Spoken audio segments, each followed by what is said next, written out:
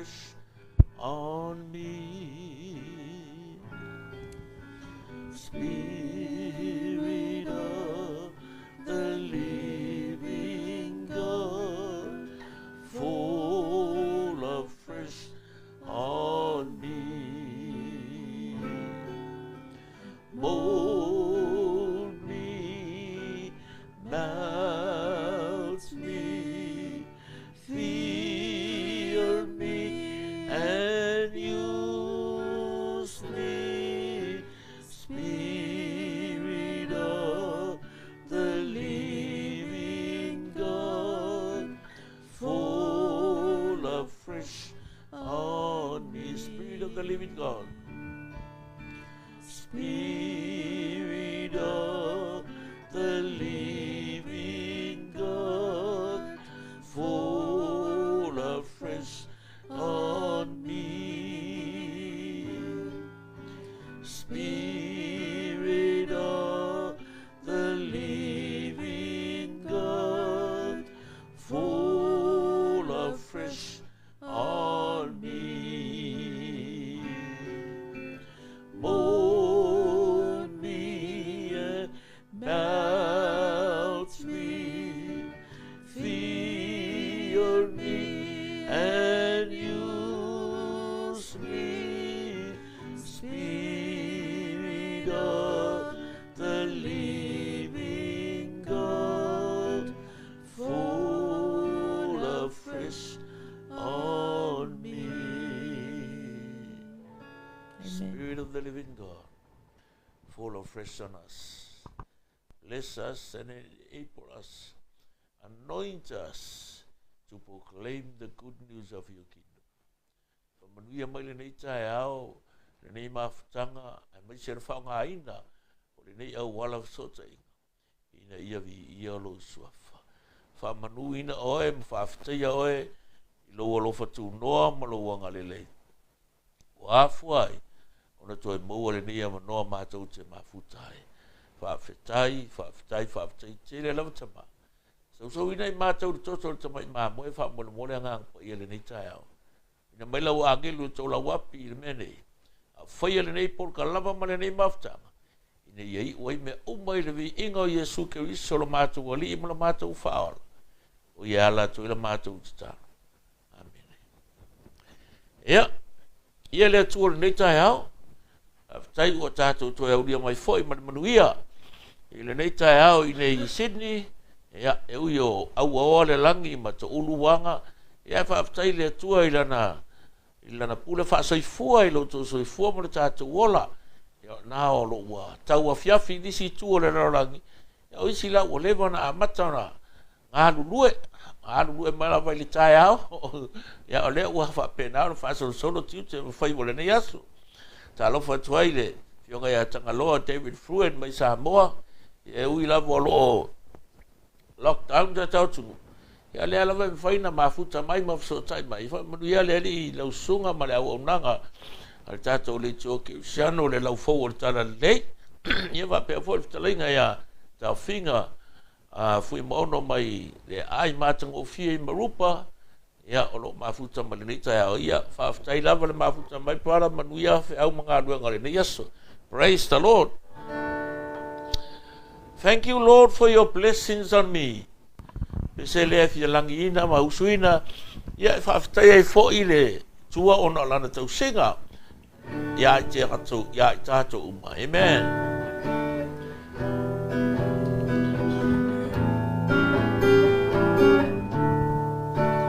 I just thank you, Lord, for your blessings on me. There's a roof. There's a roof up above me and a good place to sleep. There's food on my table and shoes on my feet. You gave me your love, Lord, and a fine family. And just thank you, Lord,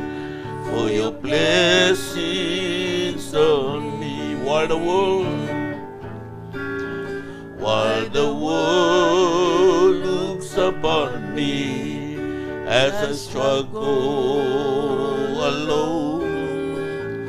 They say I have nothing, but they are so wrong.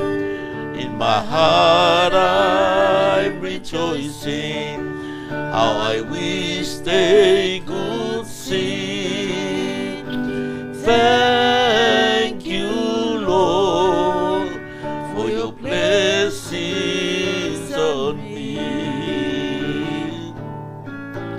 There's a roof up above me and a good place to sleep.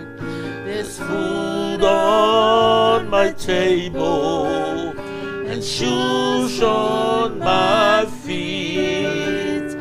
You gave me your love, Lord, and a fine family. Thank you, Lord, for your blessings on me. I know I'm not wealthy. I know I'm not wealthy. These clothes, they are not new. I don't have much money, but Lord, I have you, and that's all it matters, though the world may not see.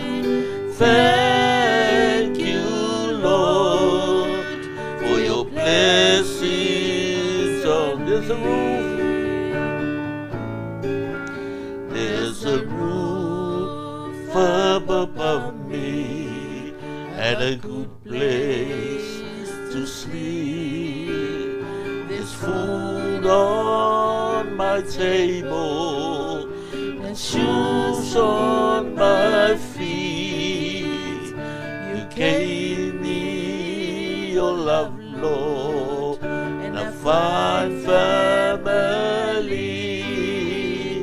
I thank you, Lord, for your blessings on me.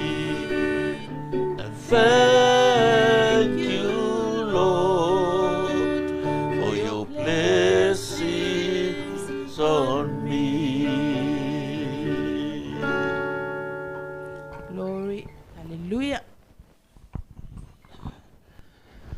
Ia, inei aso fou, tai au fou, i le alofa ma le anga le leio le tātou tapa au le langi.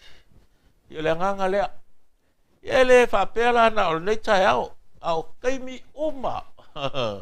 Maso uma. Mai se lava i le sengi o le aso fou. Iai le nganga whawhetahi lo loto i le atua.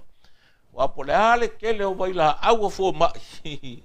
Ma lako kele o prescription e mai au e whakupo ilo malosi. Ia, ma bo e soifua marolo inga. A le au noa ma le pule au le atua. Ie le mafai ona tātua. Tātou moa le ola ma le malosi mwha popoina aso ka ko wolanga. Amen. Ia, praise the Lord. Ia, ia le atua. Hallelujah. Ia, whatalo whatu fo i le ia Star Meredith. Mafuta menita e au i oi Samoa. Ia le atua. Ma ngai ia lockdown na ngofo ka ko fale au wangi ko ia. Ia le ni. Praise the Lord. Ia wa pe fo ia. Kamanga o Jeremiah ia kamanga Francis. Ia ma lo le mafuta menita e au. O le vai aso pe on tatou fa soa. Tu ule tua i le fa tu langa mua. Fa pitoa i luma i mea lava o lo soifua ma lo wolanga. But this morning is a challenge for you i le tae aone. E le mawhai o ngā piko i luma le tua i lo wolanga. Se wanga nā wa Faaolataga lo wonganga. Ma vea oe matangata anu o lona malo. You cannot put God first without being saved. Ia le upu le pins o Faaolataga. Ia pei ele swingi le whaalonga o ke leo iska ngaka. Ia pea sole. O le se senga o le Faaolataga ma le alu le loko. Io e. Le se senga o le Faaolataga ma le kui o lava. Ma pae fusiua pe laue. Ia ma pese leo kele. Ele se senga. Ke le se senga. O le kako wo le loku. Ele currency ai fa pe ele fa pe ko nga longu fa pe le wa Faaolataga. Langa e Mafai o nga e ko kongo auskari. Ai kele ngofo mau. E yar kai me ko sendai o Samoa. E manga o mia le ve o matangata nu o le malo auskari. Inga ia Mafai o nga access o I mea umma pengefiki manguia auskari. Ma poraro nga lue manos. Nga sipa singa whare kongu e singa mea leikiki. O vaso. Go back. Foi. E whapenga lava la le tūlanga le iai ia le soifuanga whale anganga. E mana o mia le Faaolataga o lo wolanga. Faasaoina toi fuataina. We all need to be saved. To be redeemed. To be restored. To be reconciliated by the divine blood of Jesus. E ala la le le whai o lau confession. Io e. Whai o lau tau tinonga mai a tari tonu lau loto. Ia mafua mai fua salamo. Mafua mai fua salamo. I klose ka ngaka lava nga whaola. Nga wha marolo inga Yesu. Le kele leo kei me whai eile upu lea. Alu auangi e koe ang sala. Go and sin no more. Longo winga. Tapu e lo wo langa whaale anganga. Ia le leile rua mafutanga ma le atua. Amen. Ma penga umala le langona le wha marosi atua. Ia te oe taeone. A wae le Mafai. Ona e tani tonu wina ato o toa le atua. Se iwanga nāua e loa o ia. Ma tuu e te tonu le mafutanga wāwala lata ma le hari. Amen. Ia whaafonga mai la le lau whaika wakor kusi lea karitia e lua whai upo lusi furu. Tu se l'apostolo Paulo le kali se kartia fa upo mta upo los ful fe mai. O fa sata roina fa tasi ma ua makeriso. Ai o te leto e ola hau. A o keriso o lo ola I to tonu ia tau. O le ola foi o te ola I nei I le tino. O te ola I lava I le fatu atua I le alo le atua. O le na alofa mai a tau. Ma fua ina mai o ia e ia e fai mausui. I have been crucified with Christ.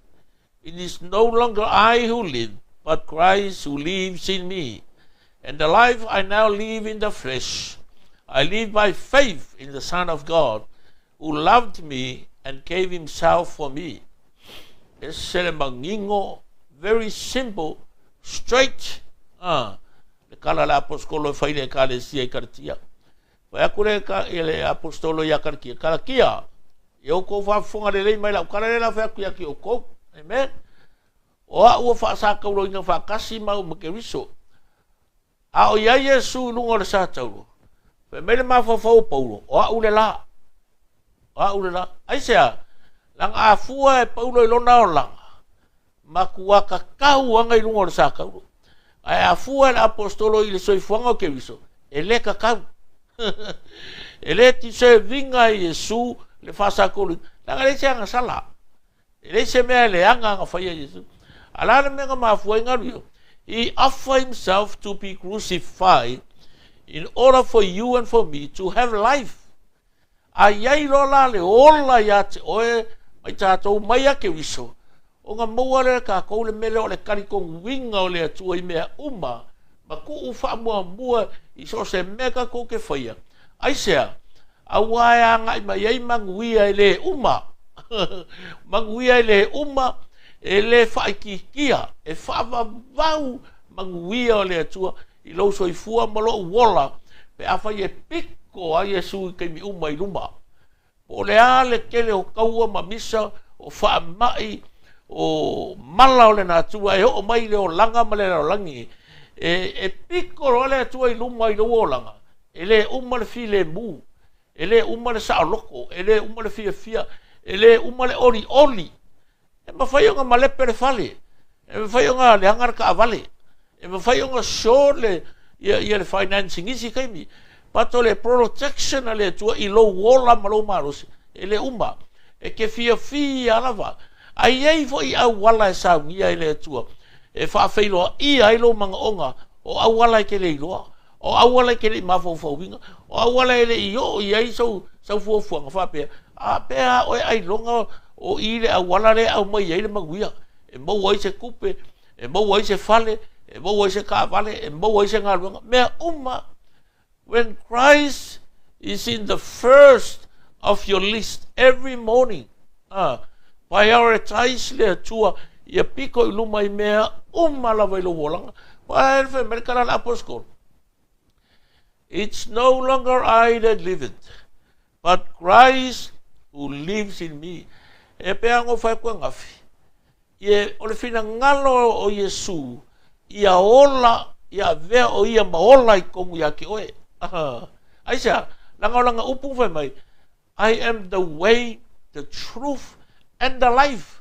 Ma Yesu o hau ole ola.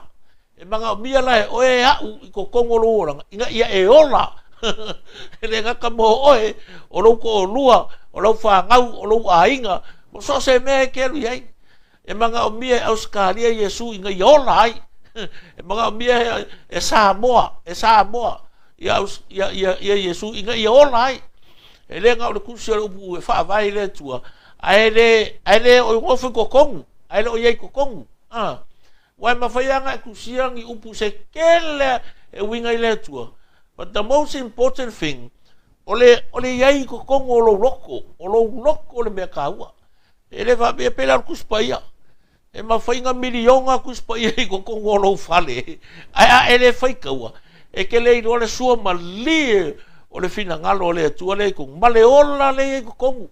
Awa upu umma i esa ua Yesu. E claim me ka kou mo le ola, mo le whaamalo longa, mo le file mu. In faith, e lea la e maa ia lan kala la apostol.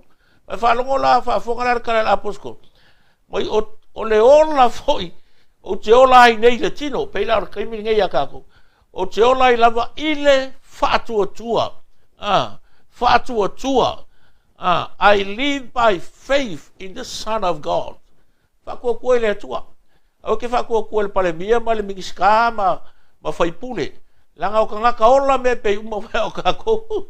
E le wha pe o kako wai paulalo e. Ai ei kai mea wha le kongu e kai mea se ai. A o le upo le apostol whakua ia Yesu. O le kala lenga whai apostolo i akara kia. E mongi fo i mo tātou.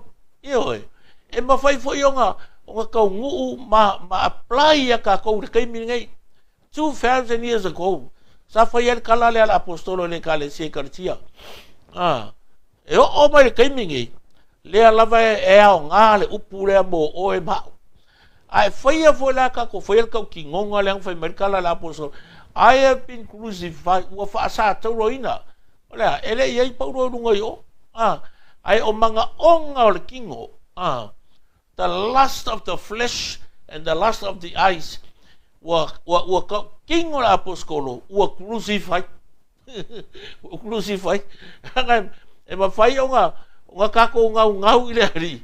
Ai ale whaasa kuro inga ia le ku inga ngau o le kingo, ma le ku inga ngau o maka, ma le whaari le vale o le ngei o langa, le wha maua lunga, le loko le anga, le mai ka ika, le ngā oi, ma le pepelo, le kaumui ma le kaumumu. E le ma whai o ngā mongi o lo so i fua Yesu, e le ma whai o ngā noa, ma ka ua ngei me o le anu le loko. Amen. O le winga langa o le upu peno whai atuai. You may go to church, but you need to be saved. E mawhai o ngā e anu le loku, a siri aku o ngā ka ua le whaolainga lo o langa. Nanga a le whaolainga lo o nganga. E pe ia le loku o se kalapu ia oe. O se mea whanga le whaakumu i le avangoa. O se mea whanga le ke alu e mita se kangaka. O se mea whanga le ke alu ua wole ai asau me whai. Pe ke alu ke whaarongolongo i pese, pe ke alu ke makamaka ni whanisa. Pe a whai e le whaolainga lo o nganga.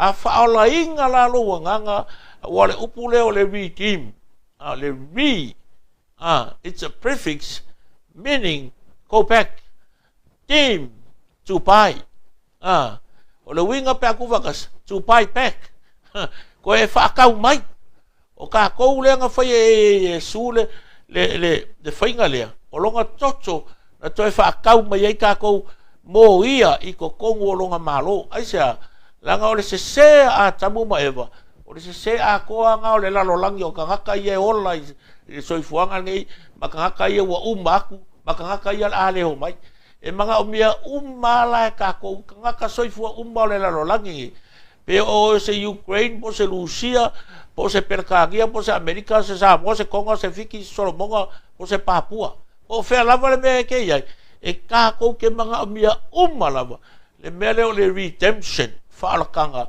ma le mea leo le restoration, o le koe whaakulanga inga o ka kou, mai le mea nga ka kou o ese mai ai, o le mea langa pa mai ele uroi tangata, tato matua, a tamu ma eva, o i ngā fo i le nga whaale kou uma e ka kou, a inga ua fio mai la Yesu, excuse me, ua fio mai le atua wali uti no tangata, ma fio mai le laro langi nei, o lona toto, na malingi i Kalavaria, ia tātou talia ile whaatuatua, o na mawhai lea, o na fufulu ai tātou, whamama i tātou, Faaolataga i tātou, ma toi fuataina i tātou, ma whaiale le lenga a i tātou maia, o na mawhai lea, o na tātou tu ua lea tua ilona tu langa i tātou na iei, a wae e mawhaianga e anu le loko, a lea longa se lau lea kua ia oe, excuse me, se hiku singa vai.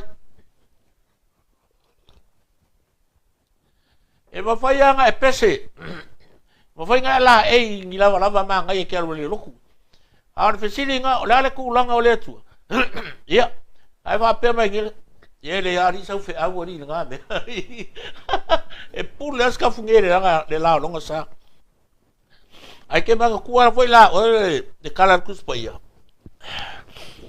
e ola pe kupur whatua tua le tau longolongo, e le mawhaianga ku ua le ngā luanga kau longolongo mo oe makako uma, e ao a ngā, keep on telling to you and challenge your faith, inga ia malosi mamauku, so se kai meo so whai mai ele ngalu, pe sauru sungami po le mafui e po le wha, alai mausani, o ke leo kaukalaku le ngalu le sau ma le sami, le kaukalaku i meo lo kukupo le o langa le ngei, o le nga ke wha vai vai ar kako wha kua, ma ave sea i kako, mai le mafukanga wavala lata ma le tua, amen?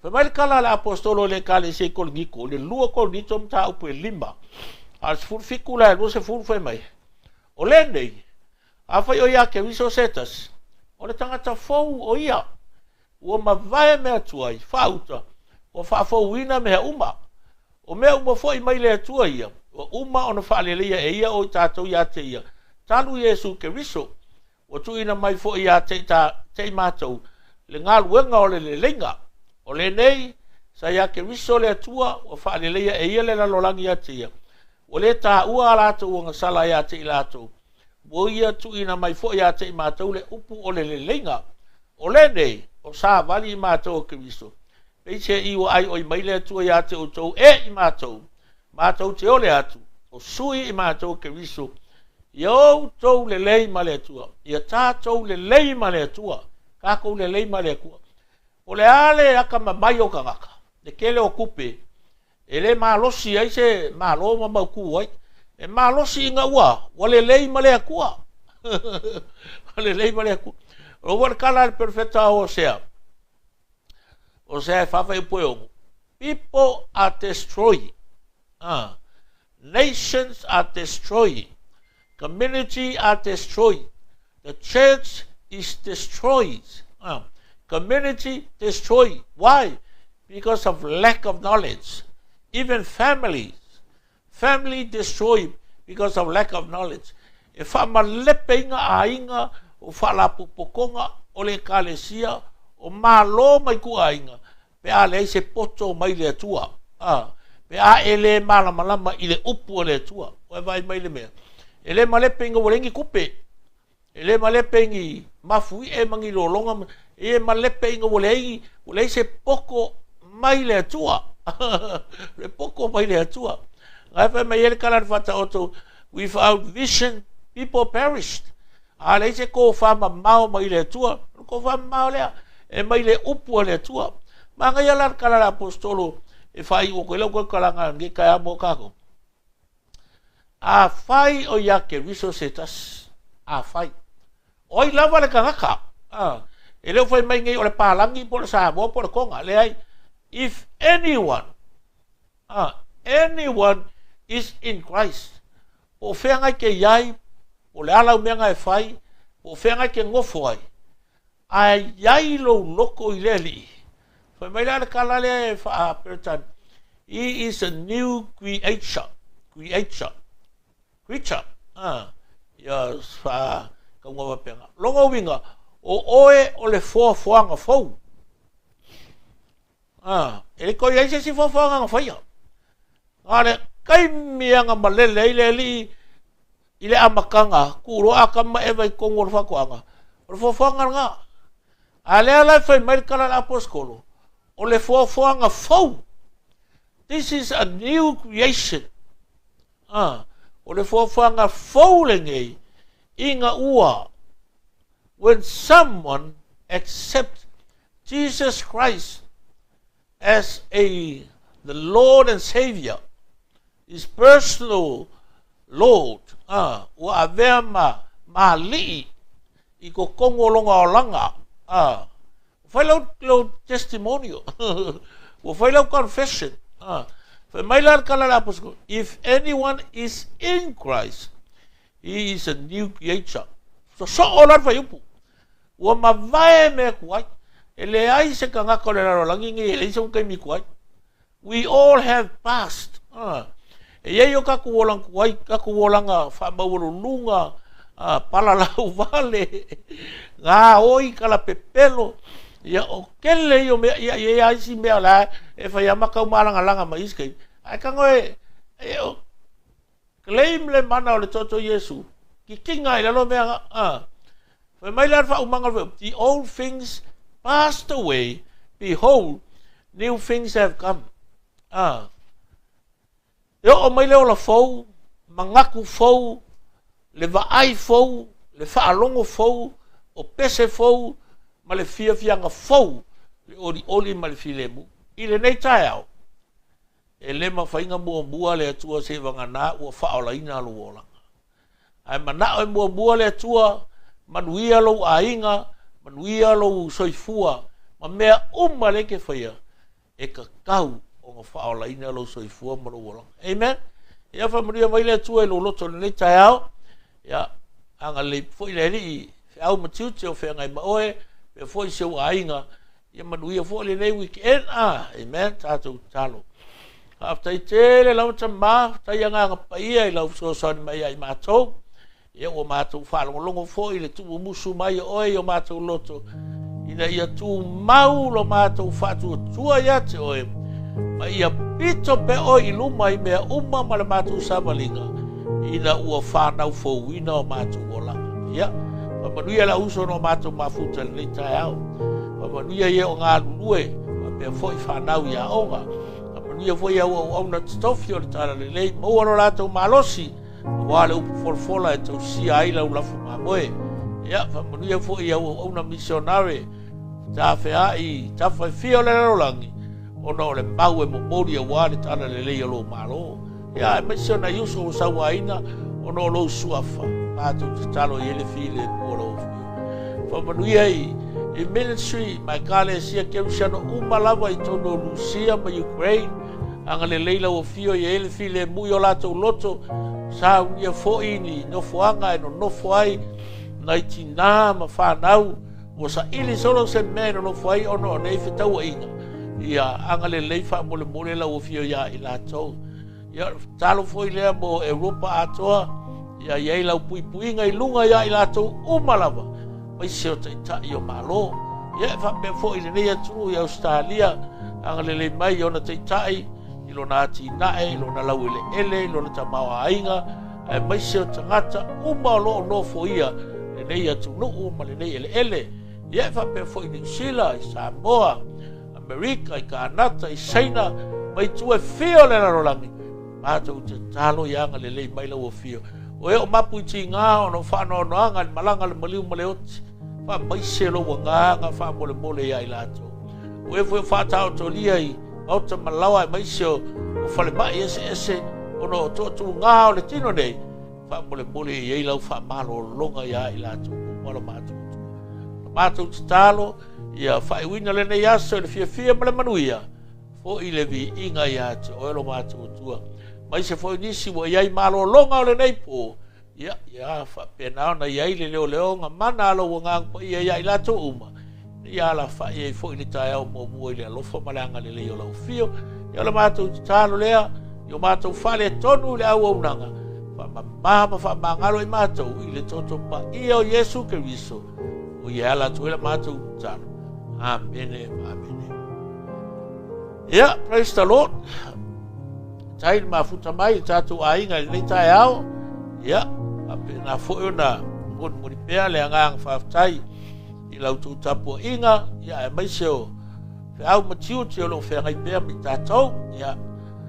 Tali ya peni a mina malu mai sa moa, pe foi le fionga ya. Tanga lo David Fruit mai sa moa. Tua ya hatesa ye fata mai au kilani.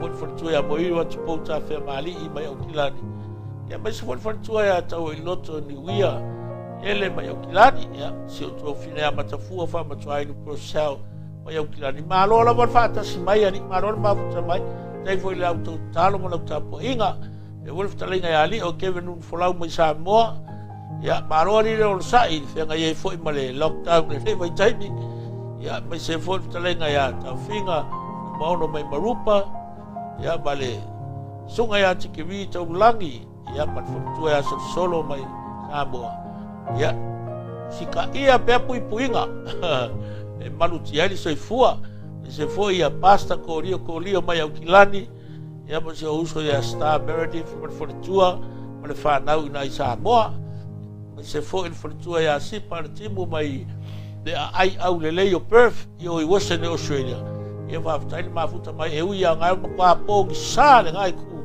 o ngā whako a ke a ea le lima pēa ia whaftai le mafuta mai manuia le nei aso whaftai fwoi whamarolonga le lima o nua ia mai se fwoi le whatu ea me alofa stawa ma le ainga mai Samoa i au kilani no not Samoa au kilani ia mai se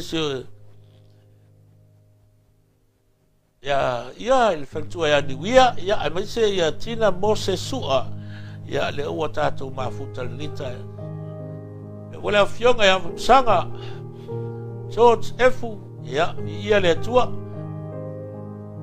mai se le global kingdom TV channel from Auckland ya familia le tua pastor Mike and Faltua and the children ya familia le tua ne yaso ya fatai from Talanga. May the Lord bless your hearts. Amen.